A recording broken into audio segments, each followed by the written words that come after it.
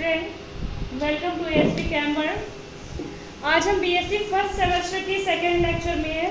हमने hybridisation, type of hybridisation चल रहा था हमारा। हाइब्रिडाइजेशन क्या है ये हमने आपको बताया था। आज हम जो है sp3 हाइब्रिडाइजेशन पढ़ेंगे। sp2 हम हाइब्रिडाइजेशन लास्ट लेक्चर में पढ़ चुके हैं। आज हम बात करेंगे sp3 हाइब्रिडाइजेशन की। समझ लेते हैं क्या होता है। sp3 हाइब्रिडाइजेशन जो होता है ये सैचुरेटेड मॉलिक्यूल्स में, जैसा कि हमने sp में बताया था कि अनसैचुरेटेड मॉलिक्यूल्स में पाया जाता है, लेकिन sp3 हाइब्रिडाइजेशन जो है वो किस में पाया जाएगा? सैचुरेटेड मॉलिक्यूल्स में। किस में पाएगा? सैचुरेटेड मॉलिक्यूल्स में। ऐसे मॉलिक्यूल्स जो सैचुरेटेड हो, संतृप्त, ठीक, यानी कि जिनमें सिंगल बॉन्ड प्रेजेंट होगा। सैचुरेटेड मॉलिक्यूल्स कौन से? जिनमें सिंगल बॉन्ड प्रेजेंट होते हैं, ठीक। अब बात करते हैं sp3 हाइब्रिडाइजेशन के बारे में। क्या कि ये इसमें जो क्या होता है, एक s और 3 p ऑर्बिटल एक्साइटेड स्टेट में अपनी एनर्जी को मिक्स करके 4 नए इक्विवेलेंट ऑर्बिटल बनाते हैं। कितने? 4 नए इक्विवेलेंट ऑर्बिटल बनाएंगे। ये नए ऑर्बिटल्स क्या कहलाएंगे? sp3 hybrid orbital. और ये पूरी फेनोमेना जो है वो क्या कहलाएगी? sp3 hybridisation. जब रीड कर लेते हैं हम लोग।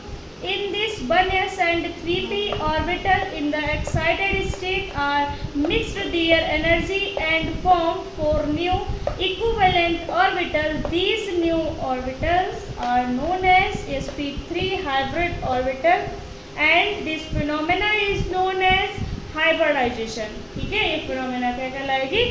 sp3 hybridization। समझ में आया? जैसे 1s और 1sp में, सॉरी, sp और sp2 में बताया था, वैसे ही sp और sp3 में बताया है, ठीक। अब बात करेंगे हम इसके इलेक्ट्रॉनिक कॉन्फ़िगरेशन की। तो इलेक्ट्रॉनिक कॉन्फ़िगरेशन है सेम एज sp और sp2 रहेगा। कैसे? 1s2 2s2 2p2। Okay, ground state में क्या होगा? यानी कि जब कार्बन जो है वो ग्राउंड स्टेट में है तो क्या होगा?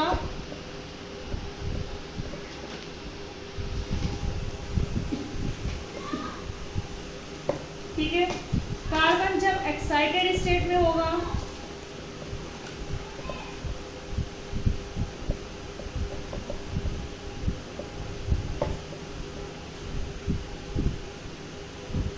सिर्फ ये वाला जो इलेक्ट्रॉन है ये यहाँ ट्रांसफर हो जाएगा। जो 2s में है वो 2p में चला जाएगा, ठीक। जब हम इसका हाइब्रिडाइज्ड स्टेट में कॉन्फ़िगरेशन कराएंगे तो क्या मिलेगा हमें?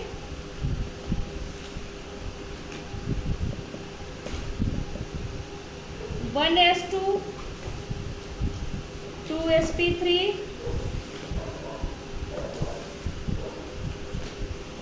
2sp3 2sp3 2 और 2sp3 1।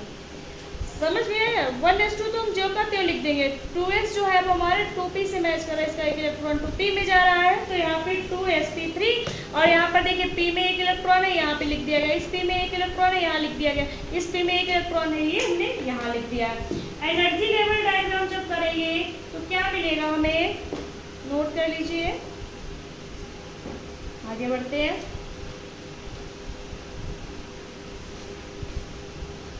जब हम इसका एनर्जी लेवल बनाएंगे तो इसमें क्या होगा? जैसा कि आप लोगों को पता है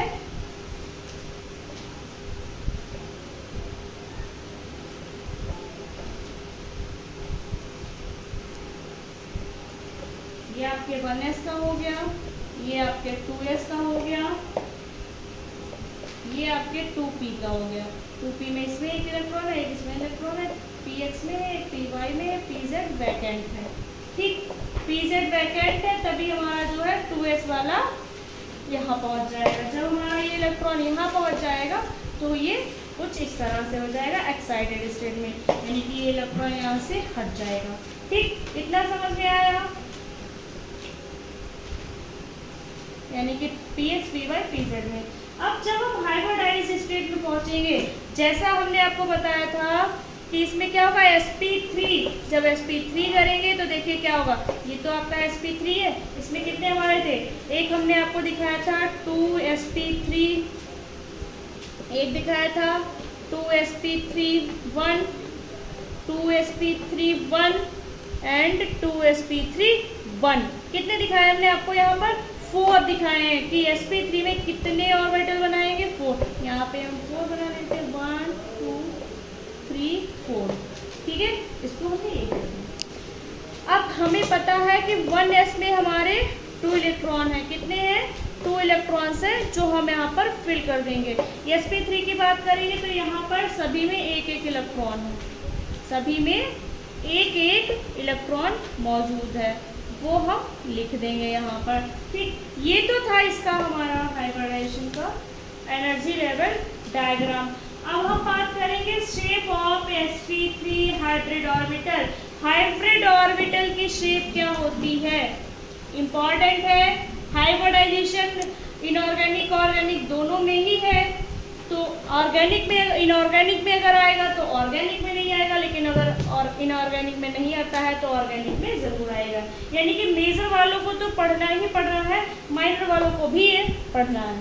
ठीक, अब बात करते हैं shape of sp3 hybrid orbital. Shape of sp3 hybrid orbital. ठीक है, हम देखते हैं शेप। जैसा कि हमें पता है हमारे पास S में सर्कुलर होती है, P में डम्बल शेप होती है। फिर हमने आपको बताया था यहाँ पर sp3 है। कितने हैं? sp3 यानी कि P 3 है। आपको पता है जब एक सिग्मा 2 इसमें एक सिग्मा 1 पाई 2 3 पाई बॉन्ड बनेंगे, यानी कि क्या होगा? एंड टू एंड ओवरलैपिंग होगी। कैसी होगी? End to end. जब हमें कुछ इस तरह से हम इसे बनाएंगे इसके डायग्राम, तो क्या होगा? हम CH4 ले लेंगे एग्जाम्पल में। मीथेन का एग्जाम्पल सूटेबल है इसके लिए। किसका? मीथेन का।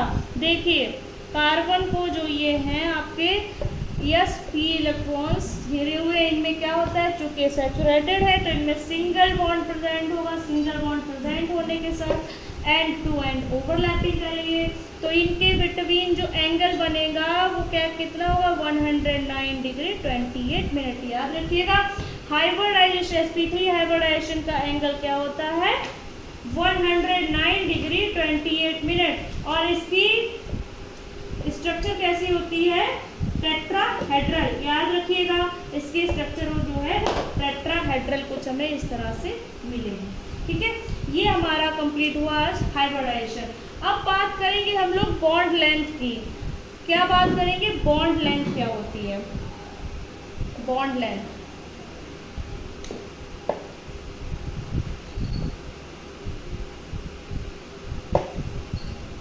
बॉन्ड लेंथ के बारे में पढ़ेंगे।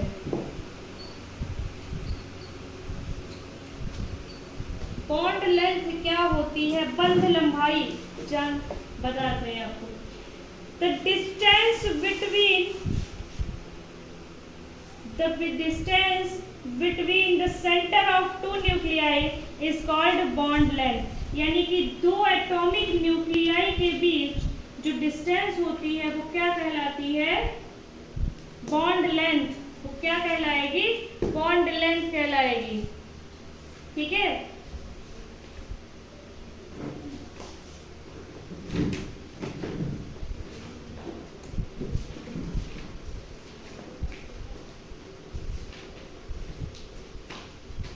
अब एक दूसरी डेफिनेशन समझ लेते हैं। किसी कोवैलेंट मॉलिक्यूल में किसी बॉन्ड से जुड़े हुए दो एटम्स के न्यूक्लियस के बीच की दूरी। हमारे पास कोई कोवैलेंट मॉलिक्यूल है। कैसा है? कोवैलेंट मॉलिक्यूल है।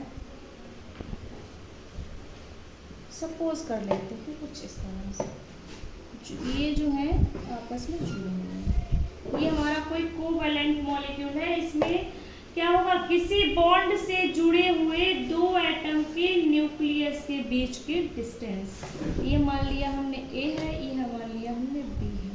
तो इसके बीच की जो दूरी है वो क्या होगी? हमारी बॉन्ड लेंथ कहलाएगी। क्या कहलाएगी? Bond length. कुछ इस तरह से एक बार हम मेंशन कर देते हैं, ठीक है। और इसकी यूनिट क्या होगी? एंगस्ट्रॉम होगी। इसके बीच की दूरी जो होगी वो 1 एंगस्ट्रॉम होगी, और 1 एंगस्ट्रॉम हमारा 10⁻⁻8 सेंटीमीटर होता है, ठीक है। कितना होता है? 10⁻⁻8 सेंटीमीटर, याद रखिएगा। अब कुछ जैसे कॉमन बॉन्ड्स हैं उनकी हम आपको बता देते हैं। जैसे आपका सी बॉन्ड सी हो गया, तो इसका 1.54 एंगस्ट्रॉम हो गया, ठीक है। इसी प्रकार सी डबल बॉन्ड सी हो गया, तो उसका क्या होगा? 1.34 एंगस्ट्रॉम। और अगर सी बॉन्ड सी बेंजीन में हम देखेंगे तो इसकी क्या होगी? 1.39 एंगस्ट्रॉम। याद रखिएगा, जब बेंजीन में हम कार्बन की बॉन्ड लेंथ जो होगी वो कार्बन कार्बन के बीच कितनी होगी? 1.39 एंगस्ट्रॉम। अगला है सी ट्रिपल बॉन्ड सी, इसके बीच क्या होगी? 1.20 एंगस्ट्रॉम। ये हमारा सी बॉन्ड एच होगा तो क्या होगी? 1.09 एंगस्ट्रॉम। अगर हमारा एन बॉन्ड एच होगा तो कितनी होगी? 1.02 एंगस्ट्रॉम, ठीक है। तो ऐसे कुछ कॉमन बॉन्ड्स हैं, वो आपको पीडीएफ में मिल जाएंगे जो और हैं बचे हुए। तो क्या कहेंगे हमारे इनके? Bond angle. बॉन्ड एंगल क्या होता है? किसी भी एटॉमिक न्यूक्लियाई के बीच की डिस्टेंस क्या कहलाएगी? बॉन्ड लेंथ कहलाएगी, ठीक। अब आता है point, factors affecting bond length. ऐसे कौन कौन से फैक्टर्स हैं जो बॉन्ड लेंथ को अफेक्ट कर रहे हैं? तो bond length mainly depends on the following factors, यानी कि ऐसे कौन कौन से वो फैक्टर है वो हम जान लेते हैं। पहला है आपका इलेक्ट्रोनेगेटिविटी। क्या है? इलेक्ट्रोनेगेटिविटी। इलेक्ट्रोनेगेटिविटी किस तरह से बॉन्ड लेंथ को अफेक्ट कर रही है? देखिए, यदि एक एटम दूसरे से ज्यादा इलेक्ट्रोनेगेटिव है तो बॉन्ड लेंथ कम होगी, यानी कि एटॉमिक साइज बढ़ेगा, क्या होगा? तो उसकी बॉन्ड लेंथ भी बढ़ेगी। अभी हमने यहाँ पर आपको जैसे कि दिखाया हुआ है कि कोई भी ऐसा if an atom is more electronegative than the other in diatomic molecule, bond length will be comparatively shorter. कैसे? जैसे मान लीजिए सी बॉन्ड Cl है, ठीक है, यानी कि एक एटम दूसरे से ज्यादा, ये वाला जो है, ये वाला इससे ज्यादा इलेक्ट्रोनेगेटिव है तो बॉन्ड लेंथ कम हो जाएगी। क्या हो जाएगी? कम हो जाएगी। यानी कि ए मॉलिक्यूल और बी मॉलिक्यूल, दूसरा वाला अगर मोर इलेक्ट्रोनेगेटिव है कंपेयर देन ए, ठीक है, तो क्या हो जाएगा? इलेक्ट्रोनेगेटिविटी के इफेक्ट से बॉन्ड लेंथ कम हो जाएगी। फिर बॉन्ड ऑर्डर भी इसे अफेक्ट करता है। कैसे? It is seen that as bond order और multiplicity of bond increases the bond length decreases. क्या होगा? बॉन्ड ऑर्डर बढ़ेगा तो बॉन्ड लेंथ कम होगी, ठीक है, यानी कि बॉन्ड ऑर्डर बढ़ रहा है तो बॉन्ड लेंथ कम होगी। दूसरा है आपका हाइब्रिडाइजेशन। हाइब्रिडाइजेशन किस तरह से अफेक्ट करता है बॉन्ड लेंथ को? तो यस कैरेक्टर बढ़ने पर बॉन्ड लेंथ डिक्रीज हो जाती है, यानी कि अगर किसी भी एलिमेंट का एस कैरेक्टर बढ़ेगा तो बॉन्ड लेंथ क्या होगी? कम हो जाएगी, क्योंकि एस ऑर्बिटल मॉलिक्यूल्स के बहुत पास होता है। एस ऑर्बिटल्स क्या होता है? मॉलिक्यूल के बहुत पास होता है। अगला पॉइंट है आपका रेजोनेंस एंड डीलोकलाइजेशन, ठीक है।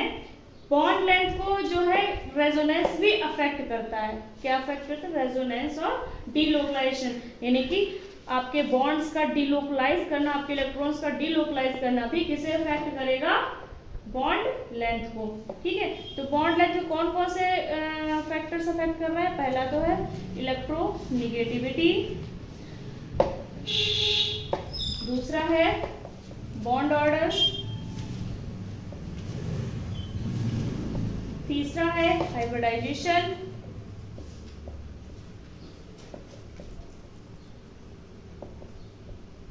नेक्स्ट है रेजोनेंस एंड डीलोकलाइजेशन। डीलोकलाइजेशन, ठीक है। एक चीज और, इसमें लोन पेयर ऑफ रिपल्शन भी इसे अफेक्ट करता है। जो नेक्स्ट पॉइंट होगा वो लोन पेयर ऑफ रिपल्शन, यानी कि किसी भी, जैसे वाटर मॉलिक्यूल है, आपको पता है ये हमारा ऑक्सीजन है, ये हाइड्रोजन है, इसमें ऑक्सीजन पे 2 lone pair of electron present होने की वजह से हाइड्रोजन में रिपल्सन हो जाता है। क्या हो जाता है?